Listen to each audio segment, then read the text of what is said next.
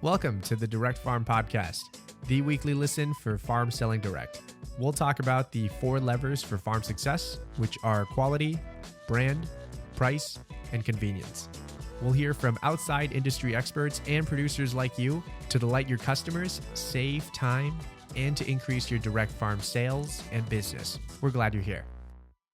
All right, welcome to the Direct Farm Podcast. We've got a great conversation for you today with Mailchimp, the best-in-class marketing platform for small business owners. At Barn to Door, we already support more than 1,000 farmers with direct integrations to Mailchimp.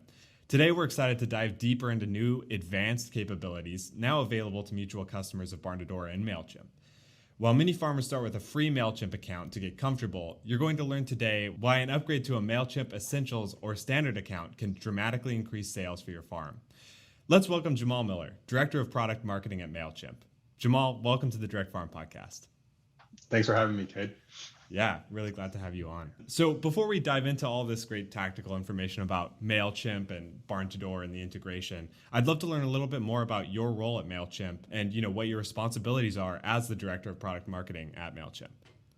Absolutely. So my primary area of focus is our integrations with other platforms and tools that entrepreneurs are using to grow their businesses and helping those entrepreneurs understand how they can get more out of those tools by connecting them together, whether it's Barn to Door or another e-commerce tool, a social media platform, CRM, whatever it might be, helping Mailchimp users understand how they can optimize their marketing, do better marketing, get more out of their campaigns by connecting those tools together. And on that topic too of, supporting small businesses in their marketing, since Mailchimp was founded 20 years ago, can you tell me a little bit about how the company has evolved and the mission of the company over that time? Sure. Well, our mission, the good news is that our mission hasn't dramatically changed over that time. We've always been pretty laser focused on helping entrepreneurs grow their businesses and being a go-to resource for entrepreneurs and small businesses. What has changed over time is as we have become that resource for people and people have started to use us for their email marketing needs, a lot of those users have asked us to do more for them and help them in other areas. So what's really changed more than anything is the growth of our platform and the ways in which we're trying to serve small business users, whether that's through adding websites and functionality to actually start your business with a website, functionality to send social media posts or create digital marketing campaigns through digital ads and Google ads and Facebook, to tie all that together with your email so that people can get an overarching picture of all of their marketing activities and do so in a way that's going to take work off of their plate and make it easier for them to spend time on all the other things that entrepreneurs have to worry about. So I would say that the mission hasn't changed dramatically, but the ways in which we're addressing those needs have evolved over time. As we both know, entrepreneurs and farmers alike both can never get enough time, always so busy. So anything we can do to help them get a little time back is so helpful. And on that topic too, diving into some of these specific tools that Mailchimp provides to do exactly that, improve marketing performance and get people's time back. With farmers in particular, we've got a lot of farmers who serve multiple audiences between their retail buyers, their wholesale buyers, their chefs, their distributors. So can you tell me a little bit more about defining an audience in Mailchimp and, if there's any data that goes along with that as well? Yes, absolutely. You can think of an audience from the context of Mailchimp as a common group of people who are buying products and services from you. So that can be a pretty wide range of people. And within that audience, the way we think about kind of optimizing your marketing is identifying segments within that group. So if your audience represents everyone who's interacting with your brand, maybe they're existing customers, maybe they're prospects, but anyone who's kind of interested or interacting with your brand, then segments within that represent kind of groups of people who have common behaviors, buying patterns, demographics, locations, things of that nature that are going to help you be able to better target and better personalize messaging for that group to optimize your sales ultimately. What we found is that people who are able to think about their marketing in that way tend to get dramatically better results. So rather than thinking about how do I message to my entire audience at once, thinking about how do I identify the key segments within my audience and send specific messages to them that are going to resonate is where we see people get the most value. And we see outcomes as dramatic as 26% higher open rates for people who send segmented campaigns versus non-segmented campaigns, 49% higher click-through rates, similarly for people who send segmented campaigns. So we really like to think about your audience as kind of everyone, and segments within that representing the opportunities to really target your marketing to the best person at the best time. Yeah, and I know from personal experience too, getting emails in my inbox, if it's more personalized to me and my interests, I'm way more likely to open it than just another generic email coming my way. So that makes a ton of sense. And specifically for our farmers, any tips or best practices for them on thinking about segmenting their audiences and going about doing that?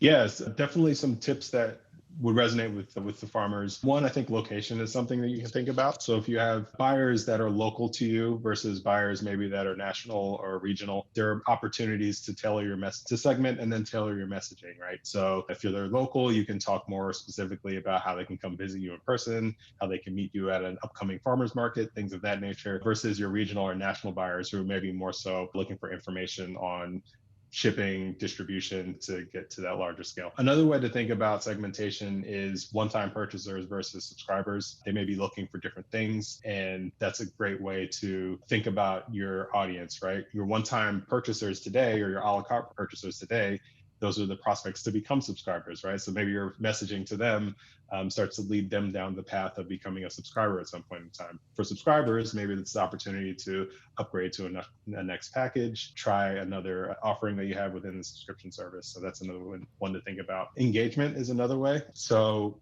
kind of segmenting out your most active buyers or your most high revenue purchasers from maybe people that are a little bit lower. That gives you an opportunity, one, to optimize and test for your best audience, and to kind of find what's working and what's not working with those who maybe aren't buying from you as much, and find ways that you can increase their engagement over time through offers, promotions, things of that nature. And the last one I'll mention is purchase category. So if you have someone who primarily buys produce from you versus flowers, you might have different versions of your email that are segmented out in that way. And you can use that to really customize the content that they see so that it really speaks to them and the types of buying decisions they're making. Yeah, so a number of different ways to segment there. And, you can kind of think for your own farm what might make the most sense depending on what your, group of buyers looks like. I really like the call out on subscriptions too, as farmers are going in right now to selling their CSAs, doing those pre-sales of their subscriptions going into this year. Perfect timing to start thinking about how you might segment your audience there for those emails coming up for the next few months. Definitely could be a great opportunity, like you mentioned, Jamal, to sell those people who are one-time purchasers on your subscription, or do some add-ons to the core subscription for people who are already subscribed. That's awesome. And then going into, along with having all of those buyers and different segments, farmers also manage, a litany of different customer relationships among all those people. And all of them, like we were kind of hitting on before, are at different stages of maturity, and, they require different levels of attention between those longtime loyal buyers and those brand new buyers. So can you tell me a little bit more about customer journeys in Mailchimp? Yeah, so Customer Journey Builder is a relatively new feature that we've launched that allows you to essentially set a trigger event that then dictates a series of emails or messages that a customer can receive. There are a series of decision points that you can add into that journey. So if a customer does X, send them this. If they do Y, send them that. And it really allows you to think through the journey that you want to build for your customers, and really be proactive about defining what your customers receive and when, and how you can use those touch points to drive revenue. So you can really think of a customer journey kind of in totality as including a trigger point. So some sort of trigger action that enrolls someone into that journey, decision points within that journey that dictates what someone should receive next, and an end goal in mind, right? That's the other thing. You should make sure that any customer journey that you're building should ultimately have a goal in mind that you're trying to drive your users to. And that goal can be about getting them to make their first purchase if they're a new customer. It can be about re-engagement if they're an existing user that hasn't purchased in a while. There are a number of different goals that you can use customer journeys for. And the other thing that this does is really automate a lot of these processes, right? So you're proactively setting this series of messaging and these decision points. And then you kind of can set it and forget it largely and go about all the other things that you have to do in running your business. And we find that kind of automating emails tends to have a dramatic impact on your engagement with your campaigns. 93% higher open rates we see when people send automated campaigns versus batch emails. 174% higher click-through rates when people are sending automated emails. So in addition to kind of taking work off your plate, it actually also is going to be a better experience for your customers because you're meeting them at the right points in time with hyper relevant messages, right? If segmentation gives you relevant, automation and customer journeys kind of takes that to the next level. That's awesome. And we talk a lot at Barn to Door about bringing your in-person customer relationships online. So really meeting them where they are at and giving them that personalized touch depending on where they're at in that journey really helps with that to bring that relationship online in a meaningful way. So can you tell me a little bit about if you have any suggestions for farmers when they're setting up a customer journey and doing that configuration? Sure. The first thing is defining what the end goal of your journey is that you want a customer to achieve. I think without that, it's hard to kind of think through what some of those touch points might be and how you might help to nudge a customer towards that end action. So I would encourage anyone, and I mentioned a couple of examples earlier, but a really common one is a new maybe prospect who's joined your email list but hasn't made a purchase yet, setting up a flow that kind of sends them a welcome email and maybe a series of messages that teaches them about your farm, gives them a little bit of background about you and kind of how your farm operates, introduces them to the various categories of offerings that you have, and ultimately is trying to get them to that first sale. Another example could be what we talked about earlier in terms of getting a la carte or one-time purchasers into a subscription. Right? Perhaps you start people off and trigger a journey once they've made a certain number of one-off purchases. And the end goal is to try and get them into a subscription. So your series can talk about all the different benefits of being a subscriber, the value that you get from having a regular subscription.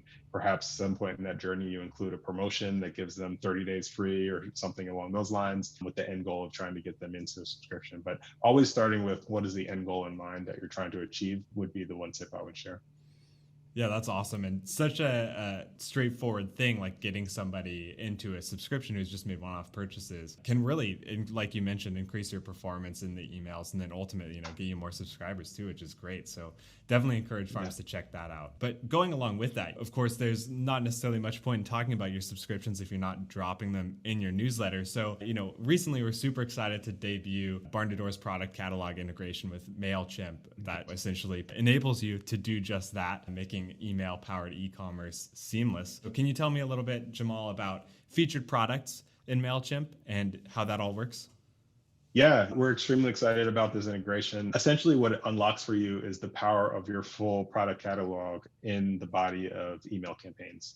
And it gives you a ton of flexibility to feature specific product SKUs in your catalog, feature a group of things like bestsellers or recommended products, and all doing so within the email editor in Mailchimp, which, as any of you who have used it know, is relatively straightforward to use, right? It's drag and drop, adding contact blocks into your email body. And from there, it's as simple as selecting the items that you want to feature from a drop-down menu to display them in your email. So it's super exciting, and anything that you can do to kind of cut steps out of the purchase flow is always a great thing. And so we think this is a great way for you to kind of cut down that process and feature your products directly in email to get people right into the buying flow from your email campaigns.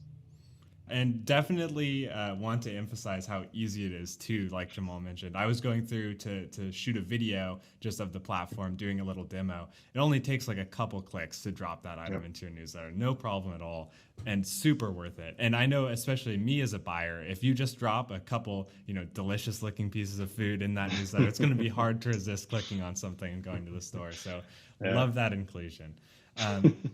And along with that, aside from just featuring delicious looking food, do you have any suggestions on what kinds of products farmers should be featuring in their newsletters?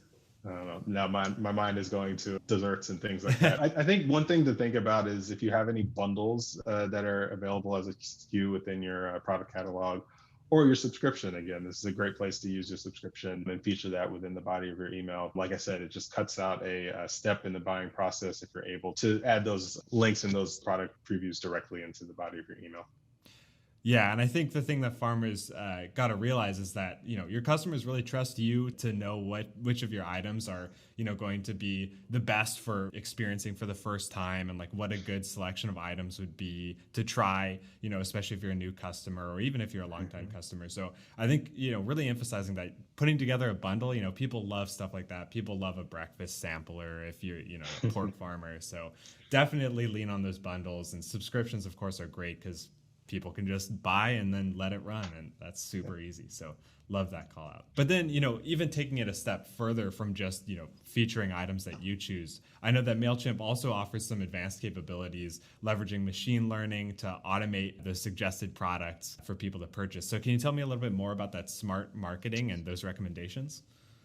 Yeah, so I mentioned kind of all of the power that comes with connecting your barn to door store with Mailchimp. And one of the really cool things that we have is something that we call smart recommendations, which actually allows you within the body of an email to serve up personalized recommendations for each individual recipient of your newsletter based on what they've done in the past, things they've purchased from you in the past. So it's a really powerful tool, and it takes no additional effort on your end. Again, it's as simple as drop and drag, or drag and drop rather, a block of content into your email, selecting that you'd want to include the personalized recommendations as your content block. And from there, we'll do all the work in the back end to look at your full product catalog, match that to your users, and suggest the right products for them dynamically for everyone who receives the email. We also have some things like subject line recommendations that give you some tips on how to make a great subject line, making sure it's not too long, not too short, the right number of emojis if you're into that kind of thing. And again, based on kind of billions of data points that we have over the years from Mailchimp around what works best with email, we're able to use that to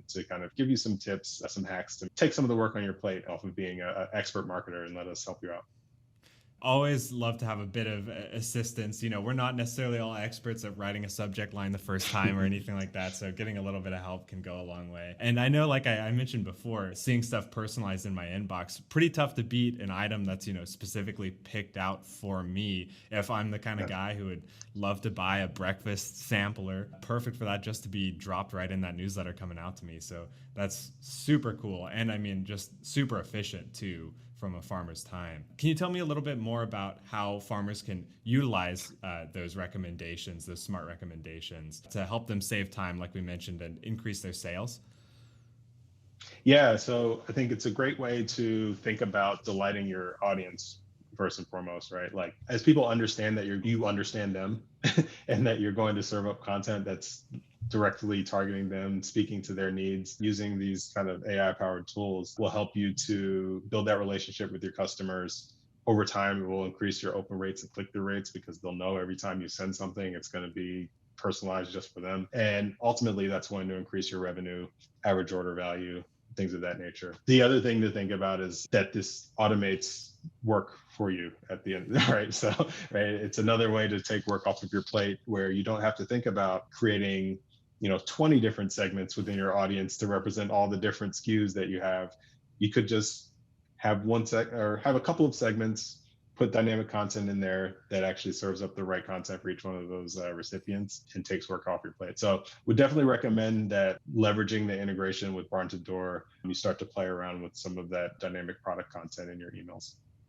Definitely a lot more efficient than sending out a tailored email to every single one of your customers. So definitely an improvement there. Saves a lot of time. Yeah, that's awesome. And then also just talking about, so, let's say we're the farmer, we've set up all this stuff, we've gone through all these new features, really exciting, featuring our products and everything. We've done all of it, but there's still one more step at the end, which is actually, how do I measure if any of that stuff worked? So, and that's also, great news, a part of the integration between Barn to Door and Mailchimp. So can you tell me a little bit more about the concept of revenue attribution? And, is it difficult to set that up? Is it automated? Just tell me a little bit more about that. Yeah, so it's really the holy grail of any e-commerce marketing, right? Is to be able to understand your full funnel and know what channels are driving revenue for you based on your different marketing activities. And like you mentioned, the good news is that with this integration, you get that out of the box, right? So once you connect to Barn to Door, every time you send out an email campaign, you will have tracking that tracks back to your website, your e-commerce store, and we'll be able to track back to any sales that happen through that email campaign. and we'll attribute those back to the appropriate customer so that you have an idea of kind of at a customer level how people are interacting with your campaigns and what that's driving in terms of sales. Also in the aggregate, you'll get a better idea of what your kind of average lifetime value is across all of your customer sets. We also have in our advanced offerings something that's called purchase likelihood. Once you connect to your e-commerce store, which allows you to look at your entire customer base, and will actually suggest to you people who are most likely to make a purchase in the upcoming months, and will kind of break down your entire audience by the people who are from the most likely to make a purchase to the least, and give you another segmentation point where you can think about sending specific messages to your most valuable users or the people who you think are closest to making another purchase. So a lot of really cool stuff related to revenue. Like I said, that is what every marketer is looking to get to, is that kind of full funnel view. And we're excited to be able to bring that to you with this integration.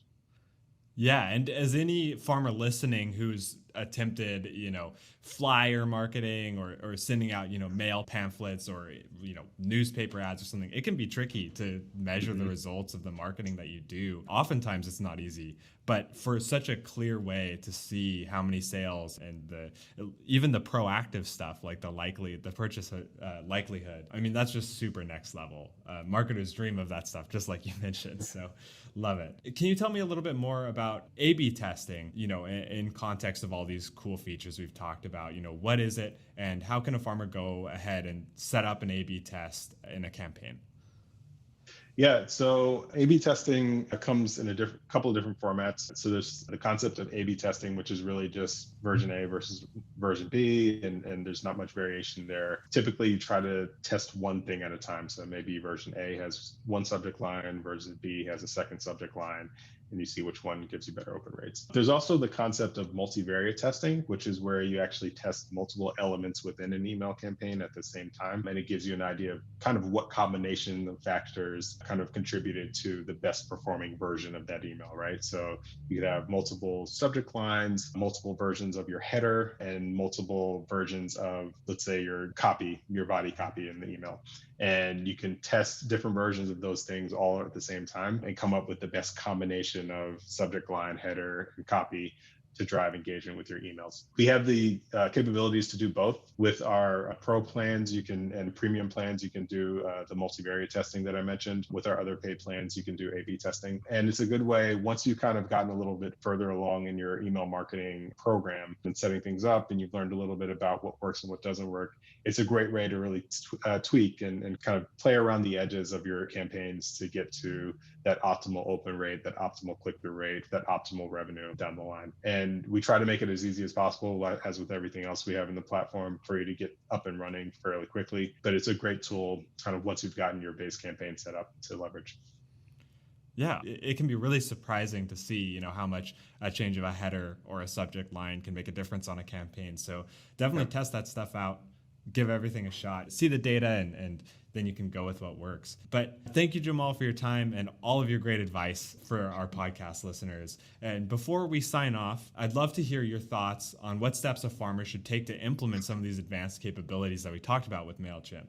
Should they sit down and write out a plan, or should they just jump in with 2 feet? So I would definitely suggest doing some planning up front, and really to understand what you're trying to accomplish at the end of the day. Because if not, there's a chance that you'll kind of get results back and not really know if they're good or not, right? If you don't have a goal set in mind of what you're trying to accomplish ultimately. So take a little bit of time to plan, understand what you're trying to do, and then take some time to look across the suite of our tools to see what's going to help you get to that end goal, whether it is automations or whether it is those dynamic product recommendations, testing the subject line, kind of understand what you're trying to accomplish ultimately first, and then you can kind of dig into some of these more advanced tools. But the good news is once you've kind of laid out your plan of what you're trying to accomplish, most of these tools are easy to use and allow you to get relatively quick results to understand what's working and what's not working with your marketing campaigns.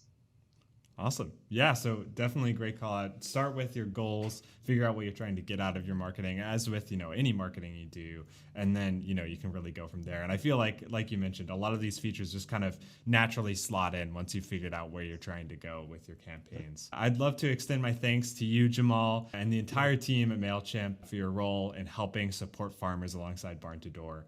We are delighted to partner with Mailchimp to give farmers the best-in-class email marketing tools they need to increase buyer loyalty and save time. For more information on the Barn2Door and Mailchimp integration, visit www.barn2door.com/integrations. And thank you for tuning in. We'll see you next week.